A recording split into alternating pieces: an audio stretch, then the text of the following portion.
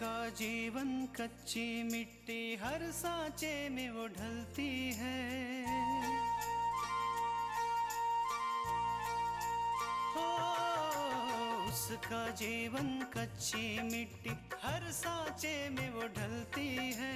देती है जग को जियारा, खुद बाती बन जलती है। अपनों के नाम वो कर जाती है।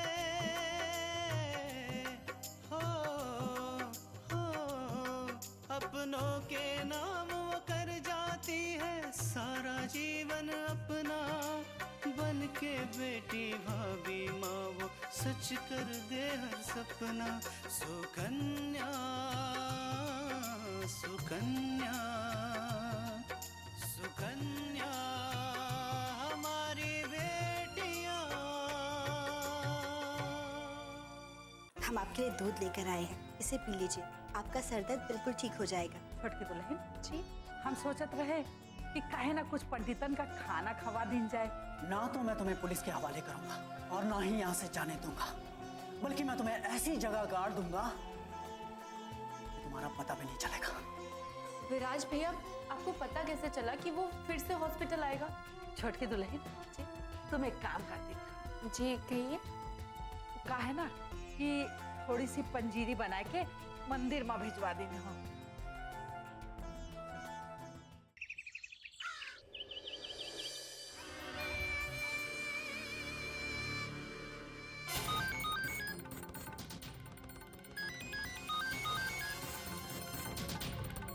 हाँ बिंदिया बोलो। लगता है कि मैडम का मूड बहुत ज्यादा खराब है। वो तो है ही। इस आकांक्षा ने ना, इसने मेरी नाक में दम कर दिया। जब देखो तब इस घर का हर एक इंसान बस आकांक्षा की बात करता है। और अभी तो कुछ नहीं है। अभी आएंगी ना वो आकांक्षा की चहेती सासू माँ, तब तो भगवान ही जानता है कि इस घर में क्या होने वाला है। वैसे सुना है कि उसकी प्लास्टिक सर्जरी हुई है। वैसे कैसे दिखता है उस महारानी का चेहरा? मैंने नहीं देखा, और वैसे भी देखकर क्या होगा, जो भी है तो वो वही पुरानी वाली आकांक्षा ना। वैसे भी शक्ल बदलने से अकल थोड़ी बदल जाती है। सही कहा पूजा तुमने, चेहरे बदल जाने से लोगों की फितरत नहीं बदलती। मैं तुम्हें समझा भी नहीं सकती हूँ विद्या कि मुझे कैसा लग रहा है।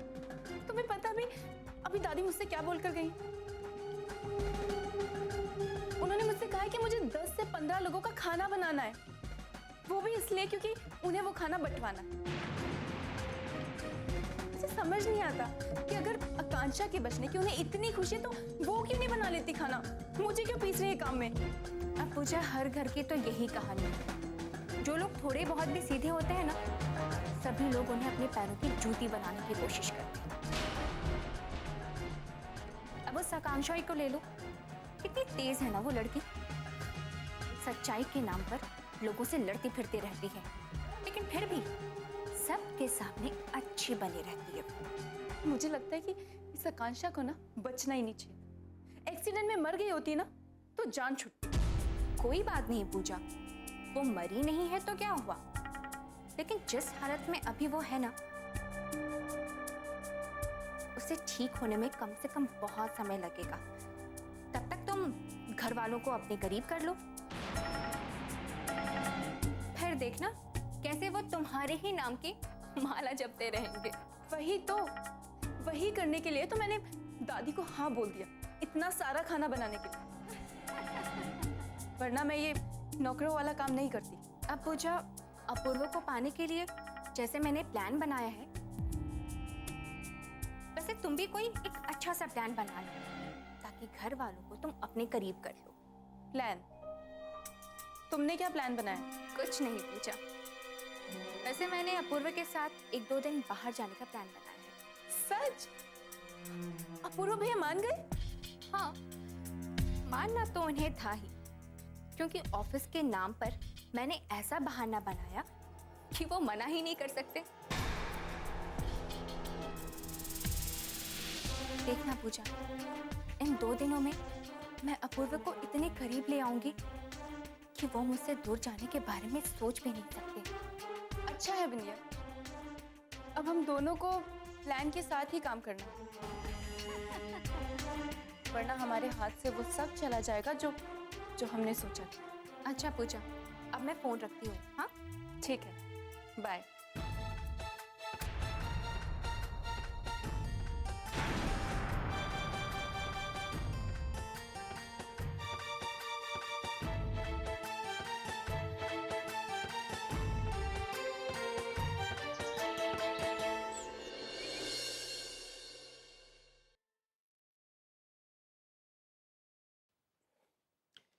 तृष्णा, आज ऑफिस में छुट्टी है, चलो हम लोग हॉस्पिटल चलते हैं।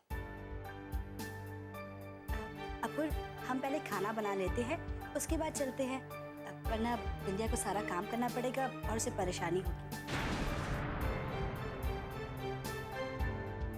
बिंदिया को कोई परेशानी? वैसे भी उसे तो खाना बनाना अच्छा लगता है ना। हाँ पूर्व, ये तो ठीक है। वैसे आज ऑफिस की छुट्टी है तो आज का आपका क्या प्रोग्राम है? कुछ खास नहीं, मैं हॉस्पिटल जा रहा हूँ। हॉस्पिटल?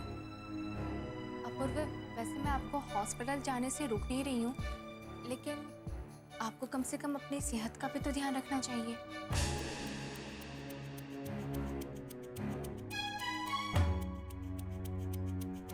क्यों, क्या हुआ अपूर्व को? अब क्या बताऊँ तृष्णा मैं तुम्हें, अपूर्व आजकल बहुत स्ट्रेस में रहते हैं।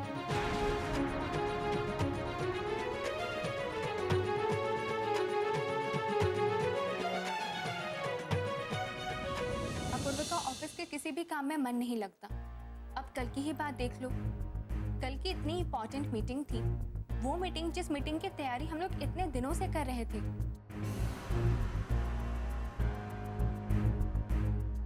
लेकिन ऐन मौके पर अपूर्व ने उस मीटिंग को कैंसिल कर दिया।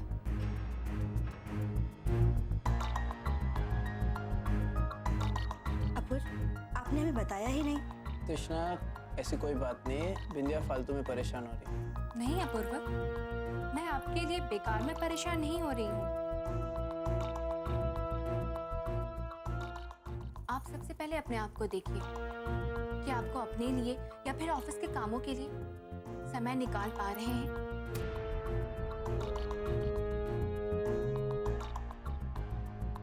नहीं ना, आपको पता भी है कि आपके इस रवैये से हमें ऑफिस में कितना नुकसान हो रहा है। मैं कल से ऑफिस में ध्यान दूंगा बिंदिया। कैसे ध्यान देंगे अपूर्व? सबसे पहले आपको आराम करने की जरूरत है, बाहर कहीं घूमने की जरूरत है। बिंदिया बिल्कुल सही कह रही है। आप हमारे साथ हॉस्पिटल मत जाइए, हम अकेले चले जाएंगे।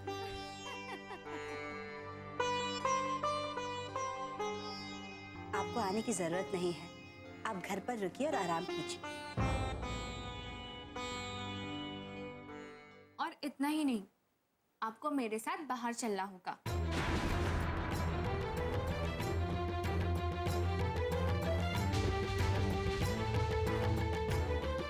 बाहर की खुली हवा में आप सांस लेंगे ना अपूर्व, तो आपको बहुत अच्छा लगेगा और आपका स्ट्रेस भी कम हो जाएगा। बिंदिया,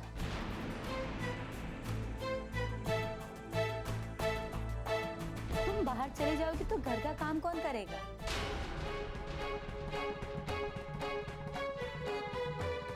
आजकल मेरी तबीयत भी ठीक नहीं रहती है और उमा की भी ऐसी हालत है। और तृष्णा हॉस्पिटल चली जाएगी तो काम करने के लिए परेशानी हो जाएगी। फिर भी तुम चाहती हो तो जाओ।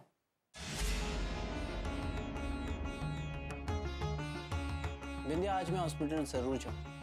आज आराम से ज्यादा मुझे हॉस्पिटल जाना जरूरी है। कल से मैं अपना शेड्यूल संभालूं, ठीक है? और तुम यहीं घर पे रहो, तुम्हारी जरूरत यहाँ घर पे ज्यादा है।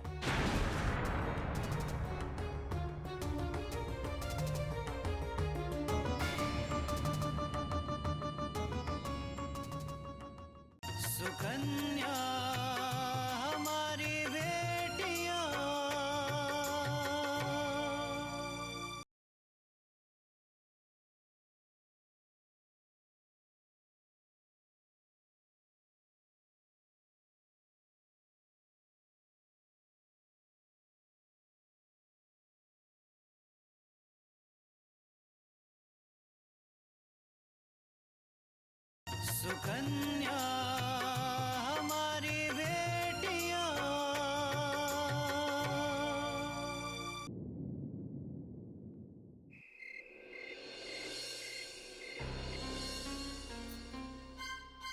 आकांक्षा तो ठीक हो गई है, लेकिन मेरे साथ कुछ भी ठीक नहीं हो। क्या क्या सोचा था मैंने, किस लिए विशाल से शादी की थी कि इस घर में आऊंगी तो ऐश करूंगी, आराम करूंगी।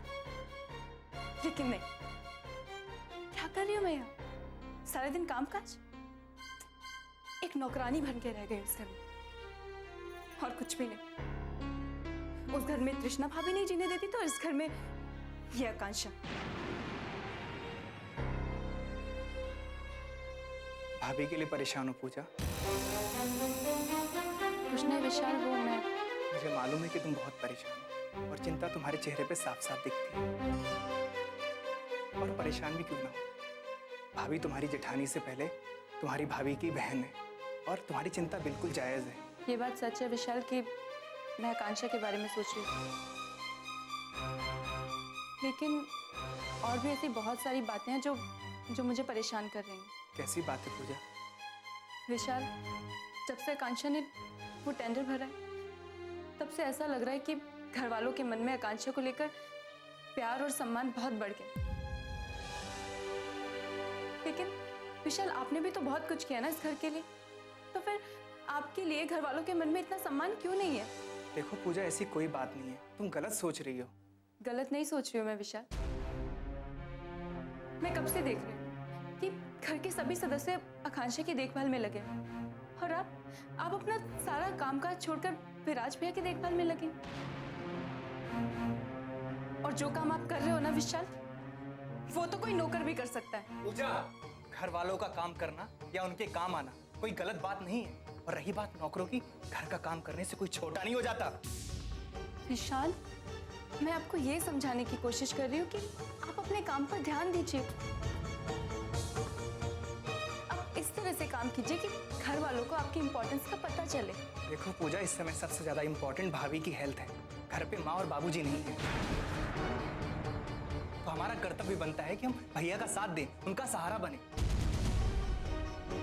पूजा, मुझे ये लगता है कि तुम्हें ये बेकार की बातें छोड़कर तुम्हें घर के बारे में सोचना चाहिए। माँ कब आ रही हैं? माँ कल आ रही है, मुझे सुबह जल्दी उठा देना, मुझे उन्हें लेने जाना है। और हाँ, मैं जब तक आऊँ तब तक सबका नाश्ता बना देना, और सुबह भैया का नाश्ता मैं ले जाऊँगा।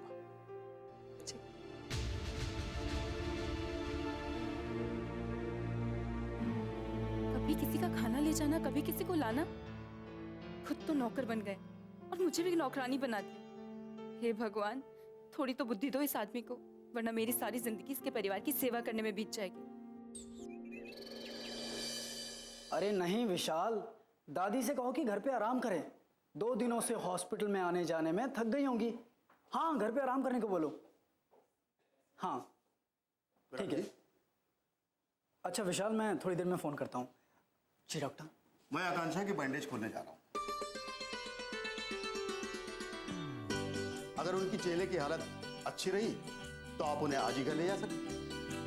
डॉक्टर, ये तो बहुत अच्छी बात है। अच्छा ये बताइए, आपने उनको उनके चेहरे के बारे में बताया? जी नहीं डॉक्टर। डॉक्टर, मैं चाहता हूँ कि आकांक्षा को उसके नए चेहरे के बारे में घर पहुँच के ही पता चले। और डॉक्टर, आपसे मेरी एक रिक्वेस्ट है।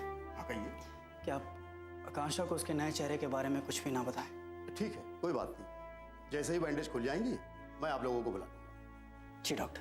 ठीक है? जी ठीक है। ओके।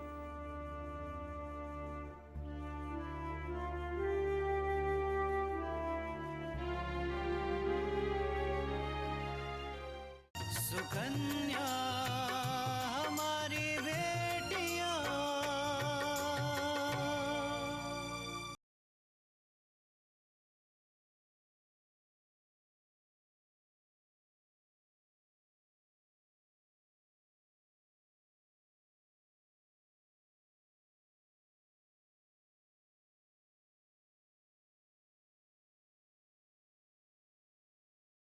सुकन्या हमारी बेटियां।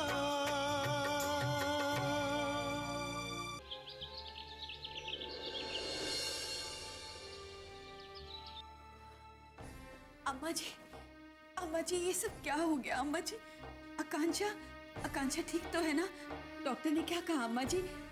अरे चिंता मत कर, आकांक्षा बिल्कुल ठीक है।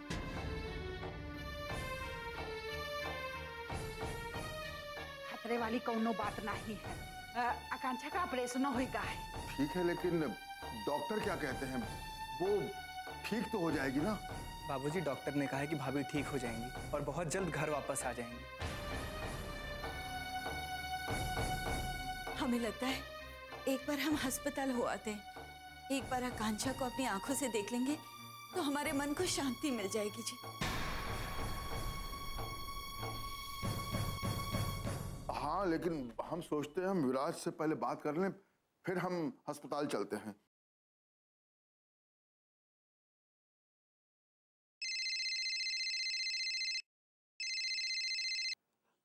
बाबूजी आप आ गए? हाँ, आकांक्षा कैसी है? बाबूजी आकांक्षा की तबीयत अभी अच्छी है। देखो वो ठीक तो है ना?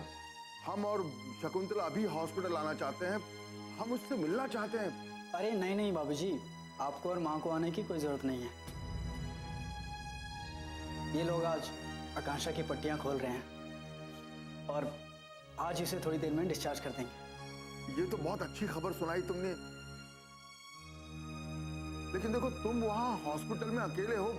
हम ऐसा करते हैं कि विशाल को वहां तुम्हारे पास भेज देते हैं। अरे नहीं बाबूजी, विशाल को परेशान करने की कोई जरूरत नहीं है। और वैसे भी जब तक विशाल घर से यहाँ पहुँचेगा तब तक हम यहाँ से निकल चुके होंगे, तो विशाल को बोलना रहने दीजिए। अच्छा देखो, हम लोग यहाँ ही घर पे तुम्हारा इंतजार करते हैं और अगर तुम्हें कोई परेशानी हो तो हमें फोन कर लेना। जी बाबूजी। अच्छा,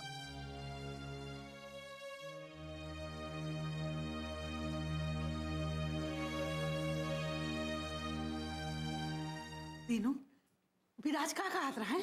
विराज ने कहा कि डॉक्टर ने आकांक्षा को घर आने की अनुमति दे दी है।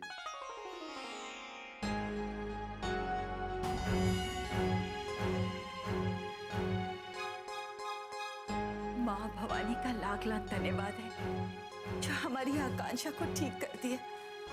दीनू, बड़की दुल्हन अच्छी तो हो गई है, लेकिन एक बहुत बड़ी बात हो गई है।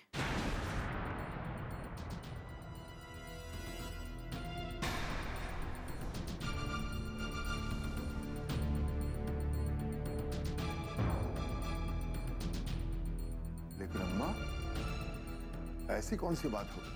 का है ना कि एक्सीडेंट में उसका पूरा चेहरा बिगड़ गया है, यही लिए डॉक्टर लोगों का दूसरा चेहरा बनाए पड़ा।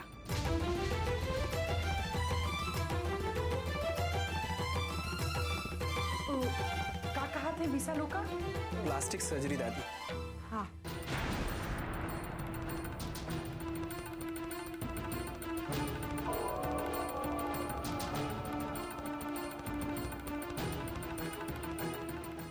सुकन्या हमारी बेटियां।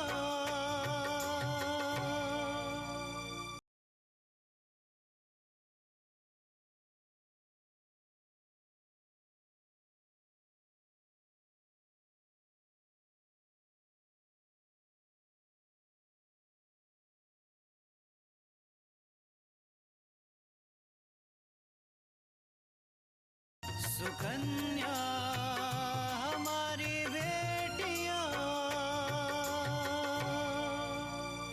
का है ना कि एक्सीडेंट में उसका पूरा चेहरा बिगड़ गया है, यही लिए डॉक्टर लोगों का दूसरा चेहरा बनाए पड़ा।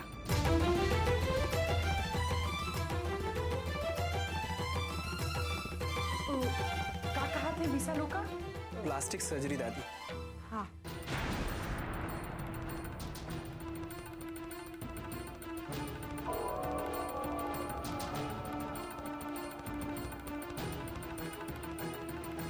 Plastic surgery?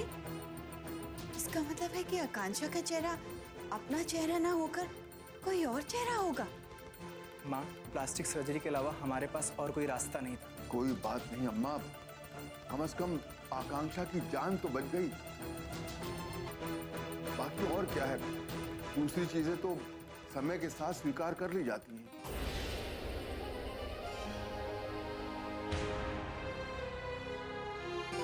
आप बिल्कुल ठीक कह रहे हैं।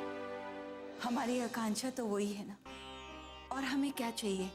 और फिर इसे भगवान की मर्जी समझकर हमें स्वीकार करना होगा। सही कहा तो बकरिया, पर बड़ की दुल्हन के साथ जौन भवा है ना, वो भगवान की मर्जी न रहे। माँ, तुम कहना क्या चाहती हो? दीनू, बड़ की दुल्हन का एक्सीडेंट अनिल करवाई से।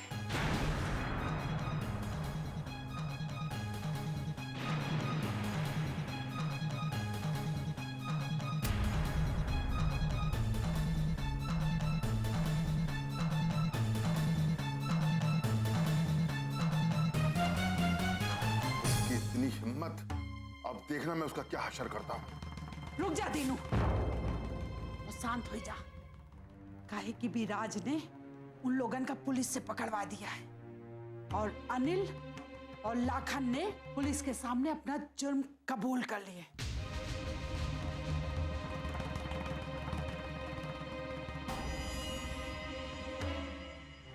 नहीं अम्मा, इससे हमें शांति नहीं मिलेगी। राम स्वरूप को इसकी कीमत चुकानी ही पड़ेगी। हमने सपने में भी नहीं सोचा था कि हमसे बदला लेने के लिए अनिल इस हद तक जाएगा, वरना हम उसे कभी नहीं छोड़ते। देखिए जी, हमें सब बुलाकर इस वक्त सिर्फ आकांक्षा के बारे में सोचना है,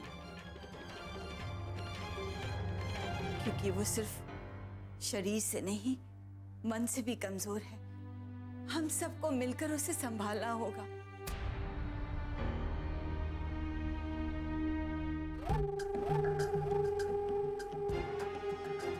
माँ जी जब से आई है तब से आकांक्षा के बारे में ही बात कर रही है, उसी की चिंता कर रही है, जैसे उनके सिर्फ एक ही बहू है। मैं तो हूं नहीं, ना तो मेरा हाल चाल पूछा ना कोई बात।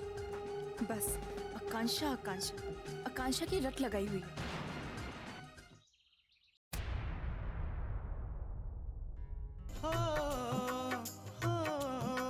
अपनों के नाम वो कर जाती है सारा जीवन अपना, बन के बेटी भाभी माँ वो सच कर दे हर सपना। सुकन्या सुकन्या सुकन्या